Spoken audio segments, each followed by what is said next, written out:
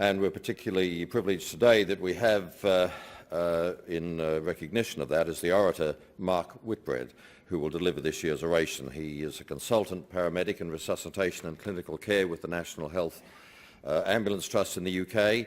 His primary area of expertise is in pre-hospital acute cardiac care, and he's been instrumental in developing a number of cardiac care strategies which have been acknowledged as examples of excellence not only within the UK but around the world.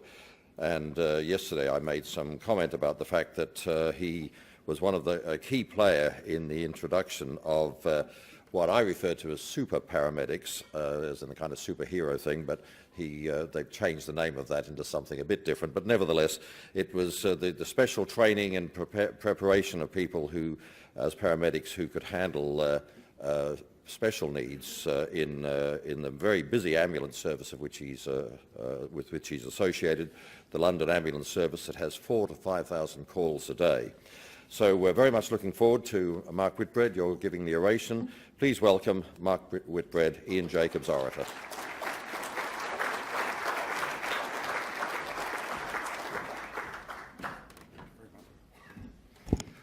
Thank you and good morning. And just start off by saying I had the pleasure of meeting Ian when he came to London a few years back, where we sat in a little office at one of our training centres to discuss out-of-hospital cardiac arrest and what we can do.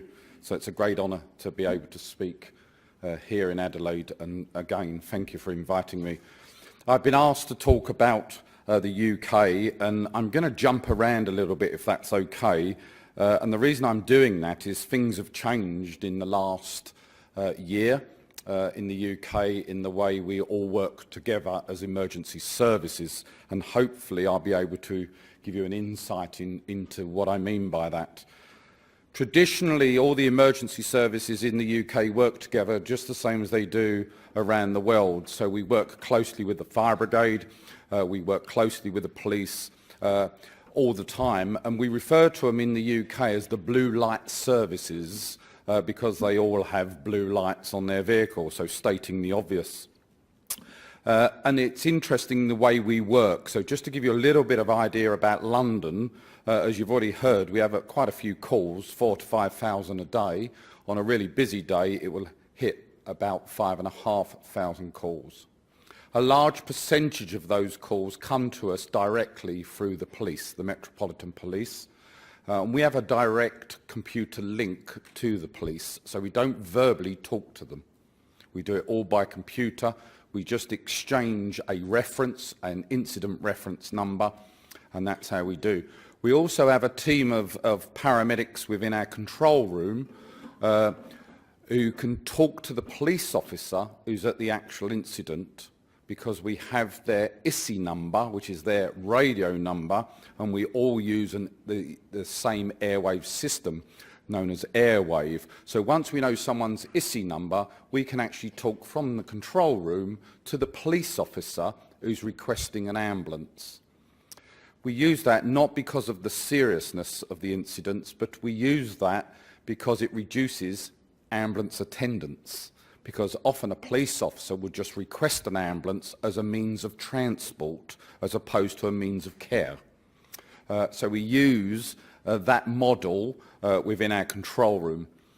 Obviously we use the model also for when ambulance requires police in serious situations where we need urgent police, and you may or may not know that the London Ambulance Service issue all their staff with ballistic vests. So all staff on ambulances and cars have a ballistic vest that they can wear all the time, but there are scenarios where we mandate the wearing of it.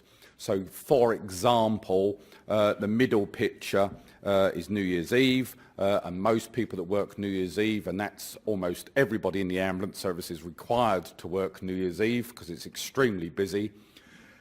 It's not 5,000 calls in a 24-hour period. We stop counting. So when it comes to New Year's Eve and it starts to get a bit difficult, then on go the ballistic vests just to protect our staff. And the same for, we have a big annual carnival, and you'll see where I'm going with all this shortly, but we also have an annual carnival known as the Notting Hill Carnival, which is coming up at the August bank holiday in the UK, and on the Sunday is the family day where you bring all your children and there's lovely food, there's a lovely carnival atmosphere. About 1 million people attend carnival, and then on the Monday that's when you decide to come out to shoot, stab and drug people. So they're two different days that we have to manage. And so we're used to working on a day-to-day basis with the police, with the fire, and that's important. We also have another system that we use in the UK, which is known as JESSOP, the Joint Emergency Services Interoperability Principles. This is a collaborative working where all the free blue light services come together, and they come together to train, they come together to exercise together, and it's about having a common theme about how incidents will be managed. So this type of principle is not a day-to-day type of call. This is for when there is a large-scale potential or actual incident occurring. And it's built around a number of themes. Clearly, the police force in the UK is responsible, as you would expect, for upholding the law, the ambulance service for the management of medical emergencies, and the fire service to oversee the rescue. So clearly defined roles, but at the same time everybody has to work together.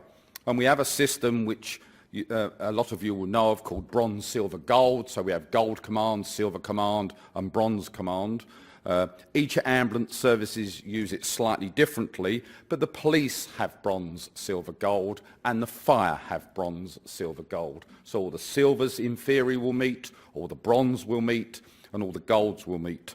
And that's how we start to work together when there's a significant or a major incident. And it's underpinned by a number of steps.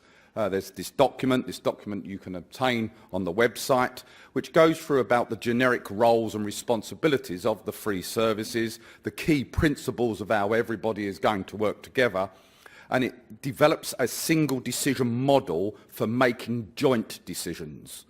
Because I have been in the health service coming up to 35 years, and I still do one clinical shift a week, normally on a Friday. On a Tuesday, I should tell you that I provide the clinical on-call for London Ambulance Service. So we have a clinician on call each day.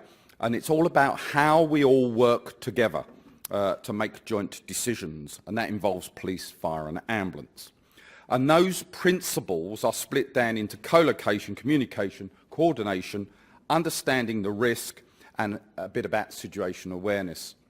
So when we have an incident that is significant or major, the bronzes will all talk to each other at the incident, the silvers will talk to each other, and the gold, which are normally sitting back at the headquarters of each respective services, will be talking to each other. What we do in London, if there is a major incident, we send a team of specially trained staff from our control room who go to the police control room and sit in the police control room, so that we have a direct link automatically through a command structure. The communication element is about using very plain language that we all understand. And we've already heard about all the acronyms that everybody uses. What's important when we have a major incident underway is that we're all talking the same language, and that's very important. The role of the ambulance service in such an incident is, as I said to you, on a Tuesday I'm on call. So if I'm called in on a Tuesday because there happens to be a major incident, I have a defined role where I will go to the control room. We have a separate control room where we manage the clinical side, and that's where we start talking to the hospitals, the bed availability, the burn bed availability, the ITU bed availability, pan-London and nationally if required. And then Gold Command will talk to the Department of Health so that we can link in if we've got to move patients outside of London, as an example. The risk, that's jointly about understanding the risks, and we've seen some terrible incidents recently, and I'll touch on those as we go through. I was involved in 2 out of 3 of the incidents in London. We've had 4 recently, as you know, Manchester and 3 in London. And being involved in 2 out of the 3 in London, it's opened my eyes to a completely different world that we're moving into. Having been in the health service for 35 years, I've been to a number of what would be described as major incidents, and they're normally the train crashes and that type of scenario. We are moving into a different era, and that's important for everybody to be aware of. And then that situation awareness, because things do change. Things do change. And this is probably one of the classic examples of something fairly catastrophic. This is the big fire that we had not so long ago, where in seconds this tower block with an unknown number of people in was on fire. And to pay tribute to the fire service who were on scene incredibly quickly, this fire was never going to be put out quickly. This fire took hold like nothing we've ever seen in London before. I went to the control room for this incident, so when I was called in, rather than go to the actual fire, because there was sufficient command structure in place at the fire, I went into the control room to manage the hospitals and how we were going to send the patients once they'd been triaged, who was going to go where, etc., etc. And one of the most heroic and unprecedented things that I saw in the control room was call takers taking calls from people still in the building who knew they were not going to come out of the building. And that's very, very important, that when we talk about working together, it's not just at the scene. It's about everybody that's involved in the emergency. And seeing call takers crying because they could not do anything to someone on the end of the phone. And tomorrow, I think the programme is touching on mental health and vulnerability. And I think that's a big area that we're not dealing with enough in the ambulance world. And I've learned that more recently through incidents like this. If I just switch for a minute and talk about the traditional role in how we work with the other emergency services, both in London but also in the rest of the UK. There's a big move in the UK for co-responding. That's been talked about for years, and when I first started in the health service, it was a very bad term to use. How dare you ask another emergency service to attend a cardiac arrest in the hope to save someone when it's the ambulance job to do that? Fortunately, over the years, it's improved, and we have co-responding programmes up and down the country. We were approached by the London Fire Brigade, which is a very large fire brigade, because they wanted to change the way they were training their firefighters in first aid. But because they felt that first aid was inappropriate for firefighters because of the nature of the work. So we introduced a system in London, which has now been adopted in the UK, known as Immediate Emergency Care, IEC. And that's where they have a kit. We train them to a first responder level to respond to emergencies. In London, they fill out this casualty report form. It's in triplicate, so they can tear off a copy and give it to the ambulance crew that they're taking over from. We have an agreement where we swap kit. So, for example, if they put defib pads on, we will give them a spare set of defib pads. If they put an oxygen mask on, we'll give them an oxygen mask back. And this works really, really well. So we are seeing a change, and I'll continue on that theme for just a second. With regards to the co-responding and the police, in London we have 32 boroughs within London served by the police. We don't have 32 boroughs by the ambulance service, so there's a slight mismatch there. We have been doing a trial with the police responding because traditionally the police did not want to get involved in co-responding because they're busier than the ambulance service. But we persuaded 3 boroughs in London to undertake a trial of sending them to what we would call Red 1, I think you call them Code 1, cardiac arrest. And this just gives you an idea over a 25-week period of what took place in those 3 boroughs.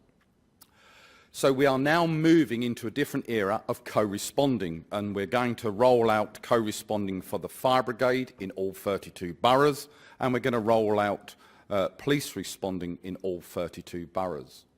That's taken years to develop, but is a major, major step forward. So hopefully we will continue to see the benefits of getting to someone quickly.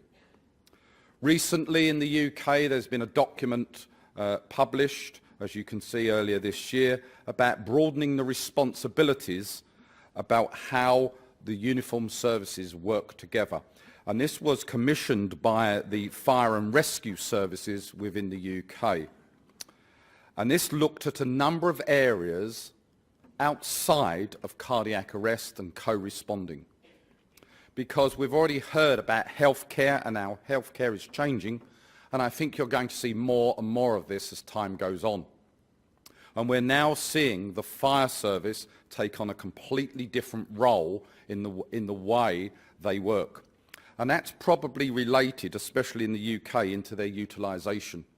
They have far more time to be able to respond compared to ambulance and police. And so we are seeing a shift in the way the UK fire service works, and as you can see listed here are a number of areas in which the fire service is starting to become involved in. This is to give you some idea from that report about the type of incidents that fire service are responding to. And as you can see, in 62% of the time, the fire service can arrive very quickly before the ambulance service. And that's about utilisation and availability. And you can see that the concept was that they would respond to chest pains and potential cardiac arrests, and that still remains the highest percentage of calls. But they are starting to respond to other types of medical emergency. And so they're requiring to foster a stronger relationship with EMS. In London, we've signed a memorandum of understanding about the role of the fire service against the role of EMS so that we can all work together, and we're heavily involved in the way the fire service is trained to respond to such emergencies. There's been a major change also, and I should tell you that the way in London, for example, the fire and police come under the mayor. So the mayor used to be that nutcase that people refer to as Boris Johnson. I'm not suggesting he's a nutcase. He's a very intelligent individual. But nevertheless, he was responsible for fire and police, where ambulance comes under government. So completely different lines of responsibility.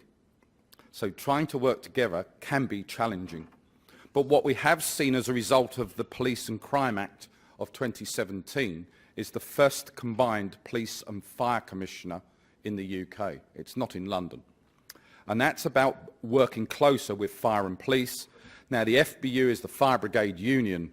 They suggest that the plans to bring fire and police together are dangerous. We'll have to wait and see.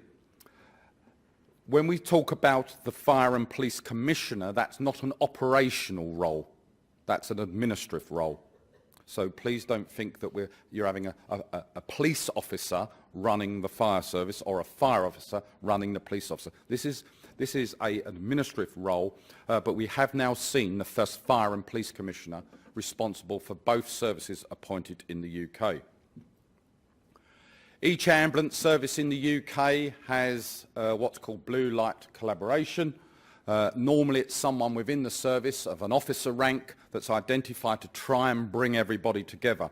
And that's to break down, as I've already described, the solo working. And it's about bringing everybody together, using capacity appropriately, and there's also some advantages, for example, in purchasing. Bringing purchasing together can save huge sums of money. Also, you can bring together prevention work, as I'll talk about in just a second, and hopefully, if it can all come together and join seamlessly, we can improve patient outcomes. An example of this is in the Surrey Fire and Rescue Service. Traditionally, when South East Coast Ambulance Service would arrive at what we call collapse behind locked doors, you knock on the door, there's no answer, you look through the letterbox, can't see anybody, but the call has come from that address, you're limited in your options. You can kick the door in, smash the window and try and get in, and normally we would call the police to do that. So the police would turn up and they would kick the door in, and then you'd find no one was in the house in the first place. Now the fire service are doing it in South East Coast Ambulance Service. So if you want the door kicked in, the fire brigade will turn up and do it because they can respond faster than the police, because the police are overwhelmed. They can get faster access to if there is a patient, and once again, because they have ways of opening the door, it reduces the damage to property, which is quite an important factor if you've just kicked in someone's door. So we're starting to see a different way of working of all the emergency services. This is a fire engine or a fire rescue truck, whatever you want to call it. You open one side and you've got the hoses, you open the other side and you've got various bits of equipment. What's interesting about this fire truck is that when you open the back doors, there's a trolley bed to transport a patient. This hasn't gone down very well.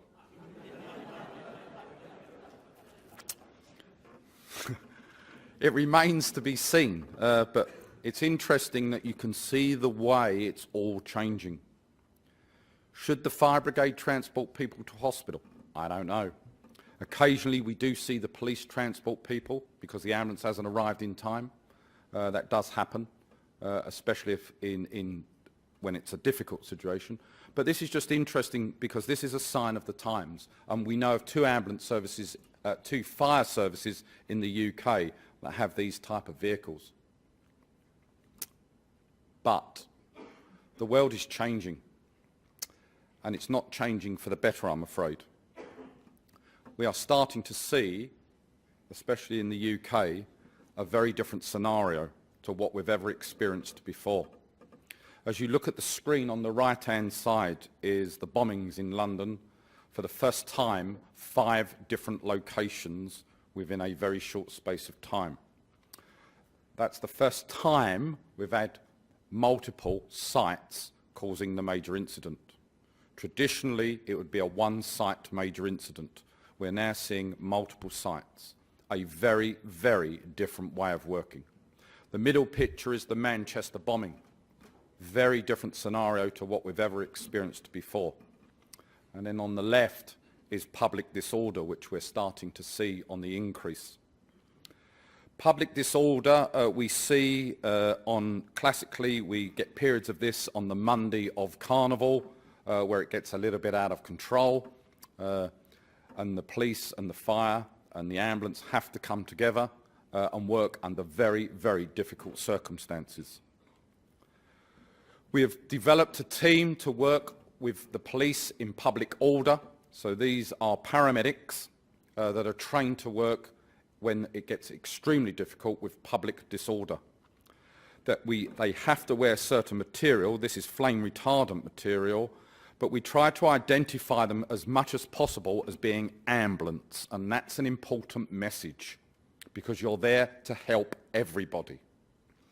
And so they wear these fluorescent vests that clearly say ambulance, green helmet. Green is ambulance in the UK, so you wear your helmet that says London Ambulance Service. This is them undergoing some basic training to make sure they can run with all the equipment on and stay fit.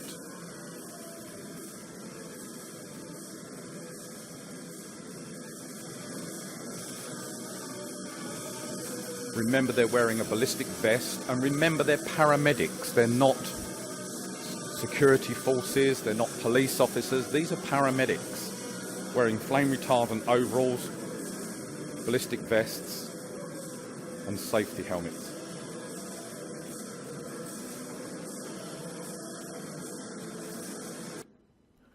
Sorry. They also do training in real life scenarios. So these people walking into flames here are paramedics, because that's what we start to see now, the Molotov cocktails thrown. And we have to go in, extract patients to bring them out, both police officers and obviously the perpetrators. And so we are changing the way in which we work. Also, just to tell you, we have in London, in a number of police boroughs, we have what are called joint response units. That's a paramedic on a car that has an ambulance radio, but also has a local police radio, and they respond to police calls. That reduces, again, ambulance attendance, and they classically work Thursday night, Friday night and Saturday night because alcohol takes over. This is not what we want to see in the paramedic world. This is another ambulance service in the UK that has a public order team within the ambulance service, but they issue their paramedics with shields. That sends out the wrong message, the wrong message. We're here to protect people.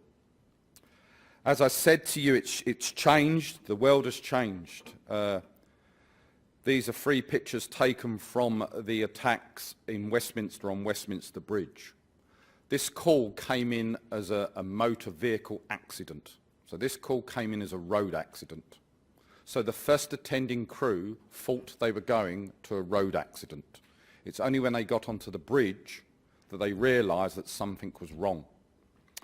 And patients were dispersed everywhere, and it took a number of minutes to realise that this was actually not a straightforward road accident. The middle picture is the police officer that was attacked and stabbed, but also the perpetrator that had been shot. And you'll notice there's 2 ambulances because both patients receive the same level of care, regardless of whether you're the victim or the perpetrator. We have staff trained to deal with what we call hot zone working. We call them central operations. They deal with the public order, but they're also driving around London, not dressed like this, but carrying this equipment in their cars for the marauding terrorist. So we now have 12 vehicles a day in central London driving around, ready for the marauding terrorist attack, which we thought we would never see, perhaps. But we saw it at Westminster. And more recently, we saw it at London Bridge.